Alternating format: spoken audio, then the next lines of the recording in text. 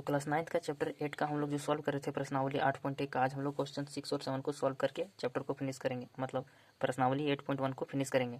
अच्छा, आप लोग बताइएगा कि आप लोगों से खुद से बनता है कि नहीं, ठीक है, कमेंट में बताइएगा और मैं तो बता ही दूंगा और प्रैक्टिस जरूर कीजिएगा खुद से। तो क्वेश्चन नंबर 6 में जो दिया गया है, ABCD एक समांतर चतुर्भुज है, ABCD, ठीक है, एक समांतर चतुर्भुज है और AP और CQ जो है वो A और C से विकर्ण BD पर क्रमशः लंब है। BD जो है ना, इस विकर्ण पर A शीर्ष से P एक बिंदु लंब गिरा हुआ है BD विकर्ण पर, और C शीर्ष से एक लंब गिरा हुआ है Q BD पर। BD एक विकर्ण है, ठीक है।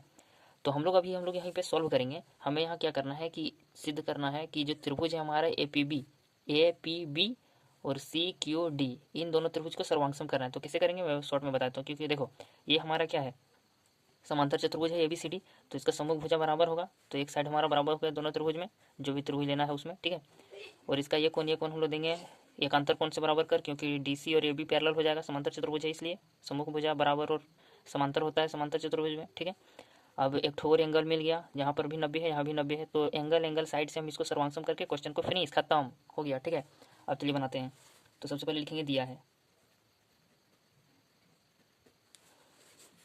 तो इसमें हम लोग लिख देंगे कि ABCD एक समांतर चतुर्भुज है तथा विकर्ण BD पर दो शीर्षलंब AP तथा CQ है। बस इतना ही लिखना है। अब लिखना है कि सिद्ध क्या करना है वो चीज़, तो इसमें पूरा सिद्ध करना वाला पूरा लिख देंगे। पहला नंबर में है कि त्रिभुज APB जो हमारा है उसको सर्वांगसम कर देना है त्रिभुज CQD से, और दूसरा जो हमें बनाना है AP बराबर CQ, ये हमारा CPCT लग जाएगा इसी त्रिभुज में, ठीक है। तो प्रमाण में लिखते हैं पहले हम लोग त्रिभुज APB तथा त्रिभुज CQD। एंगल साइड बनाएंगे तो एंगल लेते हैं, तो सबसे पहले हम लोग लेंगे CQD लेंगे इसका, ठीक है। इस त्रिभुज का ले लेंगे एंगल CQD, तो इसका हो जाएगा एंगल APB,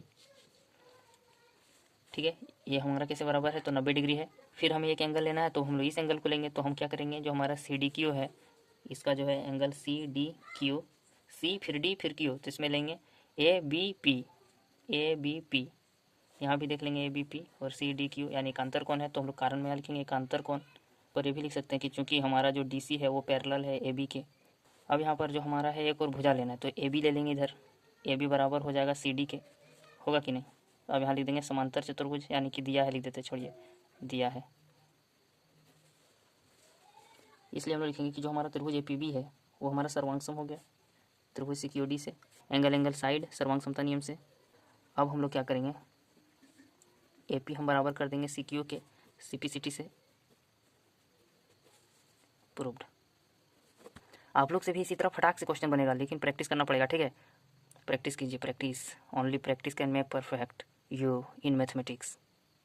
तो क्वेश्चन नंबर 7 में जो दिया है ABCD एक समलंब है। समलंब उसको कहते हैं जिसका आमने सामने का भुजा एक साइड का समांतर हो, जैसा कि इसमें हमें दिया गया है AB जो है वो हमारा CD के समांतर है, ठीक है। और यहाँ पर लिखा है कि AD हमारा BC के बराबर है, AD जो भुजा है वो हमारा BC के बराबर है।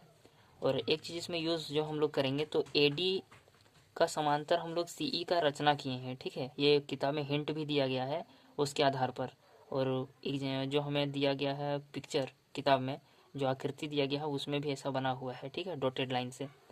तो AD हमारा CE के बराबर होगा, ठीक है। ये समांतर चतुर्भुज मान लिया गया है AECD को। और ABCD जो है, देखो ABCD हमारा समलंब है, लेकिन AECD हमारा एक समांतर चतुर्भुज माना गया है, ठीक है। इसके पैरेलल AD भुजा के पैरेलल CE को बनाया गया है, ठीक है। हमारा AD इसमें BC के बराबर है, तो ठीक है बराबर कर दिए। अब AD हमारा BC के बराबर है और AD हमारा CE के बराबर है, तो BC और CE ये दोनों भी आपस में बराबर हो गया, इसलिए ये दोनों बराबर भुजा है, तो इसका सम्मुख कोण भी बराबर हो जाएगा, ठीक है। ये दोनों कोण बराबर है आपस में, इसका यूज़ आएगा, अभी उपयोग करेंगे इसका, ठीक है। अब दर्शाइए कि एंगल ए और बी जो है वो बराबर है, यानी कि कहने का मतलब ये जो पूरा एंगल है और ये जो बी एंगल है ये क्या है, बराबर है। ये हमें सिद्ध करना है। इसी प्रकार जो सी और डी है उसको सिद्ध करना है कि ये हमारा फुल बराबर है, ठीक है। अब ए बी सी और बी ए डी त्रिभुज को सर्वांगसम सिद्ध करना है, ए बी सी त्रिभुज ऐसा वाला और बी ए डी त्रिभुज ऐसा वाला, ठीक है। और इसको जब हम सर्वांगसम सिद्ध कर देंगे तो ए सी और बी डी जो है, ए सी और बी डी CPCT लगा देंगे तो बन जाएगा। तो इन दोनों को क्वेश्चन को तो टेंशन नहीं है बनाने का, क्योंकि इसको बनाने सिद्ध करना है, यदि सर्वांगसम करना है तो हमारा यहाँ पर देखिए एक तो साइड आ जाएगा, फिर एक साइड आ जाएगा, तो रहा सिर्फ बीच में एक कोण। तो हम लोग ये भी को जब तक बराबर नहीं करेंगे इसको साइड एंगल साइड से सर्वांगसम नहीं कर पाएंगे, ठीक है, इस त्रिभुज को। तो पहले हमें ये भी बराबर करना पड़ेगा। तो शुरुआत से हम लोग सॉल्व करते हैं। तो पहले लिखते हैं कि दिया क्या है कि ABCD एक समलंब है, लिख देंगे जिसमें भी पैरेलल है DC के, तथा AD हमारा बराबर दिया गया है BC के। बस इतना ही दिया गया है। तो पूरा जितना भी है वो सारा सिद्ध करना में लिख देंगे। तो पहला है कि एंगल A को बराबर कीजिए एंगल B से, दूसरा में है एंगल C को बराबर कीजिए एंगल D से, तीसरा में है कि त्रिभुज जो हमारा ABC है उसको सर्वांगसम कर देना है त्रिभुज BAD से, कहेंगे विकर्ण AC बराबर करना है विकर्ण BD से। तो रचना में हम लोग लिख लेंगे, ये हमारे किताब में हिंट भी दिया गया है क्वेश्चन 7 के लिए, ठीक है, कि ये भी एक रेखा है, उसको E तक बढ़ा दिए हम लोग, ये भी जो है उसको E तक बढ़ा दिए। अब बिंदु E को AD के समांतर C से मिलाया गया है। जो हमारा E है E पॉइंट, उसको AD के समांतर एक हम लोग C से एक रेखा ले लिए और E में मिला दिए, ठीक है, यानी ये भुजा हमारा इसके समांतर बनाए हैं, ठीक है। इसलिए मैं बोल रहा था कि AD हमारा बराबर होगा CE के। और किताब में हमें दिया है और क्वेश्चन में हमें दिया है कि AD हमारा बराबर है BC के, इसलिए ये एंगल आपस में बराबर हो गया, क्योंकि बराबर भुजा का समूह कोण त्रिभुज में बराबर होता है, ठीक है। तो प्रमाण में हम लोग लिखेंगे कि हमारा जो AD है वो हमारा पैरेलल है CE के। हम लोग CE को भी रचना किए हैं ना पैरेलल, तो हमारा AE जो है वो हमारा क्या है, तिर्यक रेखा हो गया। इसलिए हम लोग जो लिखेंगे, हम लोग यहाँ चूंकि कर देते हैं और यहाँ पर लिखेंगे कि जो हमारा एंगल है DAB, एंगल जो है DAB उसको जोड़ देंगे एंगल BEC से, तो ये हमारा हो जाएगा 180 डिग्री। और कारण हम लिख देंगे कि तिर्यक रेखा के एक ही ओर के अंतःकोण है। तो एक समीकरण बना देंगे, ठीक है, इसको समीकरण 1 मान लेंगे, इसका यूज़ करेंगे ना, इसलिए एक और हम लोग समीकरण बनाएंगे। अब हम लोग क्या करेंगे, जो हमारा ABC है और हमारा CBE है, ये दोनों रैखिक युग्म बनेगा कि नहीं। तो हम लोग देखो अब करेंगे क्या, ये एंगल और इसमें एक एंगल अभी लिए हैं, तो ये दोनों बराबर होगा, कट जाएगा, तो ये A और B बराबर हो जाएगा, वही हम लोग करेंगे, ठीक है। तो हम लोग अब यहाँ पर लेते हैं एक और, अब करके ले लेते हैं। अब रैखिक युग्म से लेंगे एंगल ABC जो लेंगे वो बराबर, सॉरी उसको प्लस करेंगे, एंगल ABC को प्लस कर देंगे CBE से, एंगल CBE जो कि बराबर होगा 180 डिग्री। और कारण दे दिए कि रैखिक युग्म है, ठीक है। इसको समीकरण 2 ले लेते हैं, ठीक है। अब हम लोग क्या करेंगे, अब लिखेंगे कि समीकरण 1 तथा 2 से, समीकरण 1 तथा 2 से दोनों का देखो RHS हमारा 180 डिग्री है, तो इसका LHS भी बराबर होगा दोनों की। तो हम लोग लिख देंगे कि एंगल DAB जो है वो प्लस BEC जो है, एंगल BEC बराबर होगा angle ABC plus angle CBE। अब यहाँ पर हम लोग कैसा आ गया, ठीक है।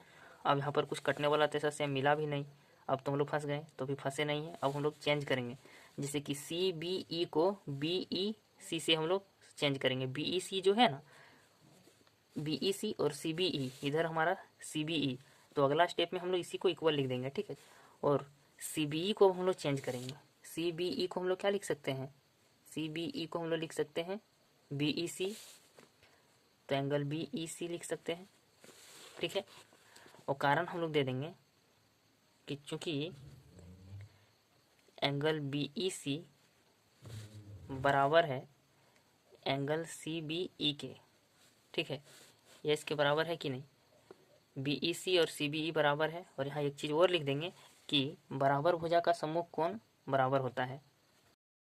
BC और CE हमारा बराबर हो गया है, BC बराबर है CE के, और ये बराबर है AD के, उसके चलते हम लोग ये चीज़ लिखे, ठीक है। अब जो हमारा BEC है उस BEC से इस BEC को काट देंगे, तो हमारा एंगल DAB जो है वो बराबर हो जाएगा एंगल ABC से।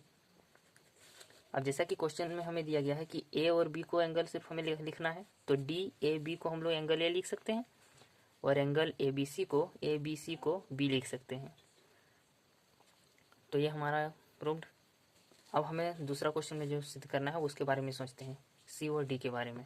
तो एंगल C और D को बराबर करने के लिए क्या करेंगे, हम लोग जो लेंगे ना, यहाँ पर लिखेंगे कि चूंकि हमारा AB जो है वो पैरेलल है CD के यानी DC के, ठीक है, AB तो DC दोनों पैरेलल है, समांतर है।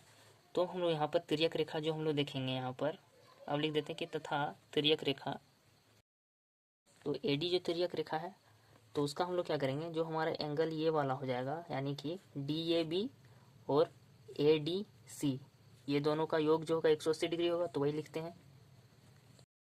तिर्यक रेखा के एक ही ओर के अंतर कोण है,